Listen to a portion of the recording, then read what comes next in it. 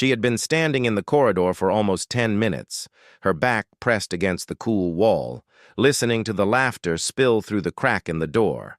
It was loud, raucous, the kind of unguarded laughter that only happens when people think they are completely alone, completely in charge. "Did you see her?" a voice boomed from inside. "The new girl? Looking like she just stepped out of a college orientation. I asked her to grab me a coffee. You should have seen her face." More laughter erupted. It was a weekly ritual in the Delta Force unit, a gathering of the team leaders in the briefing room before the official start of the week. They were the best of the best, men forged in the hottest fires, and they had a well-earned sense of superiority. They were discussing the latest rotation of support staff, the analysts and logistics officers who filtered through their world. And today's topic was the new trainee. "She's got about as much field experience as my grandma," another voice chimed in. "What's she even doing here? Paperwork? Filing? She'd probably faint if she heard a round go off." "Hey, be fair," a third voice said, though his tone was just as mocking. "Maybe she's here to teach us yoga. We could all use a good stretch before a mission." The laughter reached a crescendo. The men in that room were legends. They had more confirmed kills between them than most small armies. They had crawled through deserts, navigated jungles, and operated in the world's most hostile environments. A fresh-faced woman, no matter how high her test scores, was an anomaly, an object of derision. They didn't need her. They didn't want her. She was a burden, a potential liability, a joke. Outside, the woman they were mocking didn't flinch. Her name was Captain Elias Vance, and she listened to every word. She heard the dismissive tone, the casual sexism, the absolute certainty that she was beneath them. She didn't feel anger. She felt a cold, familiar calm. It was the same calm she felt in the split second before making a life-or-death decision. She was being assessed, and she was assessing them right back. She took a final, slow breath. She smoothed down the front of her immaculate combat uniform, the one they would have scoffed at for being too new. Then she pushed the door open and walked in. The laughter didn't stop immediately. It took a second for the men to register her presence. They saw the figure in the doorway, and for a moment, their faces held the same smug, amused expression. But then their eyes, trained to notice the smallest detail, fell upon her collar, on her shoulders, the insignia. The room fell into a stunned, absolute silence. It was so profound you could hear the hum of the fluorescent lights. The coffee mug in the hand of the man who had asked her for a coffee slowly lowered.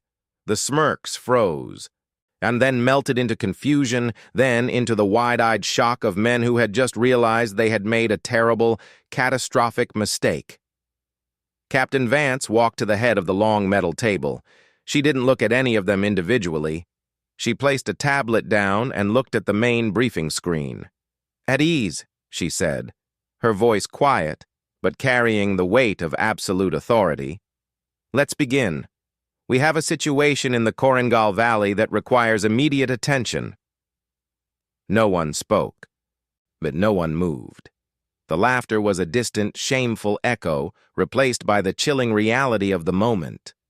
The joke had walked in, and she was now in complete command. The silence in the briefing room was a physical weight.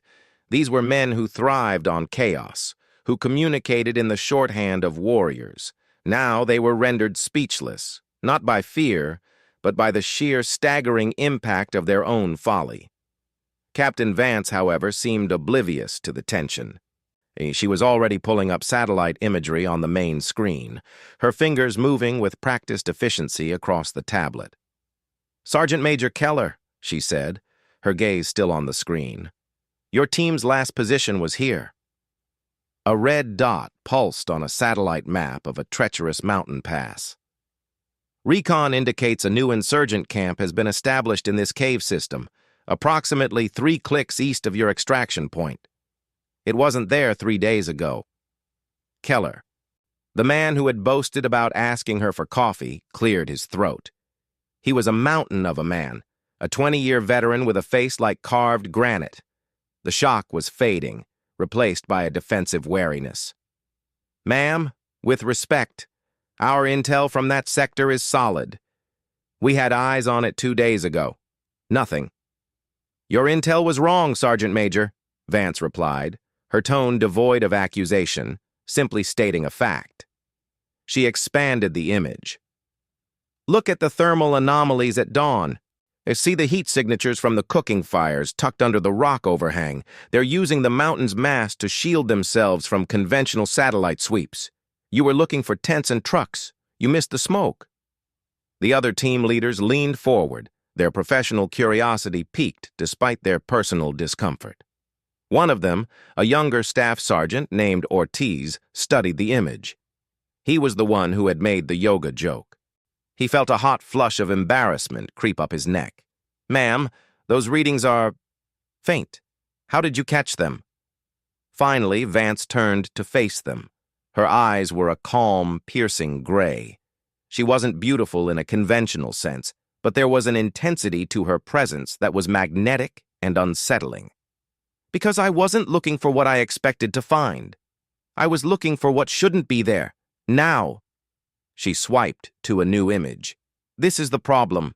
The cave system has 3 known entrances.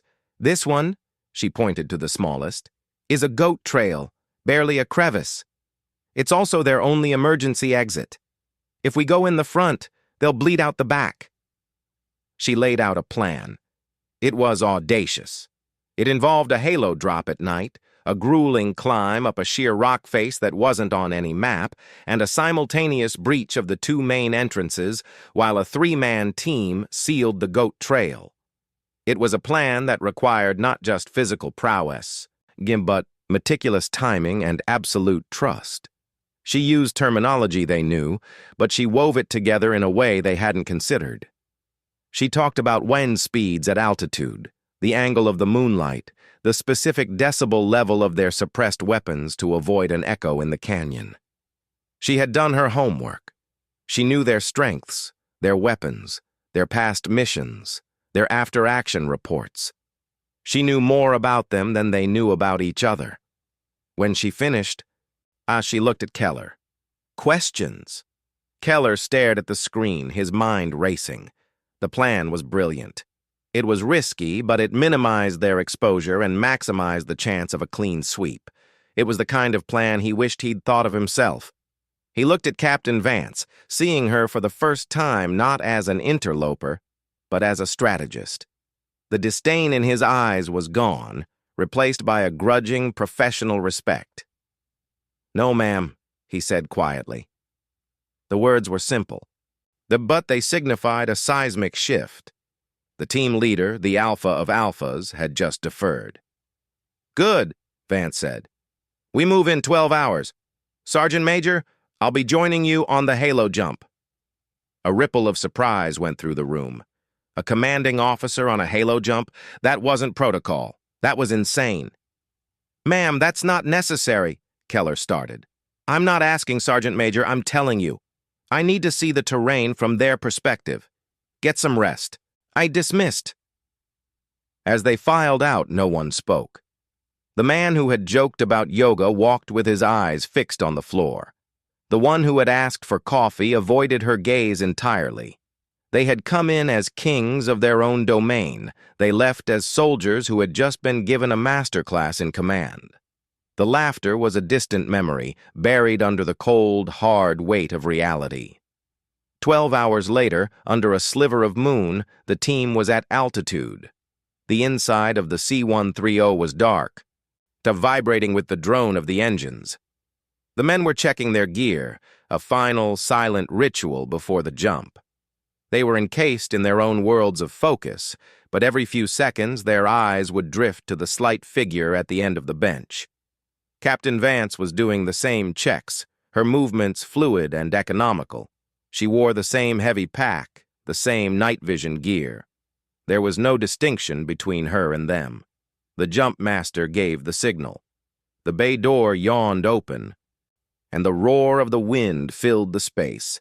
The air was frigid, thin, One by one, the men stepped into the void. Vance was third in line. Without a moment's hesitation, she stepped off the ramp and was swallowed by the darkness.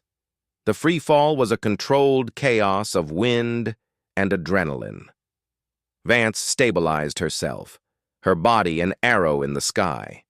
Below, the mountains were a jagged black scar against the slightly lighter darkness of the earth. She tracked her team, her HUD displaying their positions as faint green blips. They pulled their chutes at the prescribed altitude, the silk canopies blossoming silently in the thin air. The landing zone was a high-altitude plateau, a patch of relatively flat rock surrounded by towering peaks. It was a perilous landing even for experts. Vance came down perfectly, her knees bending to absorb the shock, her pack hitting the ground a second later. She was on her feet, collapsing her chute, and before the man next to her had even touched down. Keller landed a few yards away, his eyes wide behind his NVGs. He gave her a curt nod. It was the first time he had ever acknowledged a superior officer's physical capability. It was all the welcome she needed. The climb was brutal. The goat trail was not a trail at all, but a series of handholds and cracks in a near-vertical rock face. They moved in absolute silence, their dark forms clinging to the mountain like spiders. Loose stones, dislodged by a boot, would tumble into the abyss, the sound of their fall lost in the wind. Vance was a ghost. She seemed to know exactly where to place her hands and feet, finding holds that the larger men struggled with. She didn't slow them down. She set the pace. After 2 hours of climbing, they reached a narrow ledge. Below them, in a shallow valley, they could see the 2 main entrances to the cave. Faint light flickered from within. Above them, the crevice that was their objective, was a dark slit in the rock. This was the holding point. They waited, merging with the stone, as the 2 other assault teams moved into their positions on the valley floor. Vance's voice was a whisper in everyone's earpiece. "All teams, status!" "Team Alpha, in position at entrance 1, came the reply. "Team Bravo, in position at entrance 2. She looked at Keller, who was crouched beside her, his breathing controlled but heavy, and she pointed to the crevice, then to her watch, then held up 3 fingers. 3 minutes. He understood. He signaled to his 2 men. The next 3 minutes were an eternity. The wind howled. The cold seeped into their bones. They could hear faintly the sound of voices from the cave below, the guttural tones of men unaware that death was perched on their rooftop. Then the silence was shattered. From the valley floor, the crump of a breaching charge echoed off the mountains. Instantly, and the crevice above them erupted in a flurry of movement. The back door was opening. A man scrambled out, weapon raised, looking down towards the sound of the explosion. He never looked up. Keller moved. He dropped from the ledge, landing silently behind the insurgent. There was a soft, wet sound, and the man crumpled. Vance and the others were right behind him, sliding into the crevice. It was a tight, narrow chimney of rock. They moved downward, into the heart of the mountain, and the sounds of the firefight below growing louder. They were the unseen hand, the final piece of the trap. The mission was on, and at its center, calm and absolute, was the woman they had laughed at. The chimney opened into a natural cavern, the ceiling lost in darkness. The space was filled with the acrid smoke of gunfire and the deafening roar of automatic weapons. From their vantage point, high on a rock shelf, Vance could see the entire battle space. And the 2 assault teams were pinned down at the main entrances, trading fire with entrenched insurgents behind stacked rock barriers. The enemy had the advantage of cover and prepared positions, but they were focused forward. They hadn't accounted for the threat from above. Vance didn't shout. She didn't need to. She simply raised her weapon, a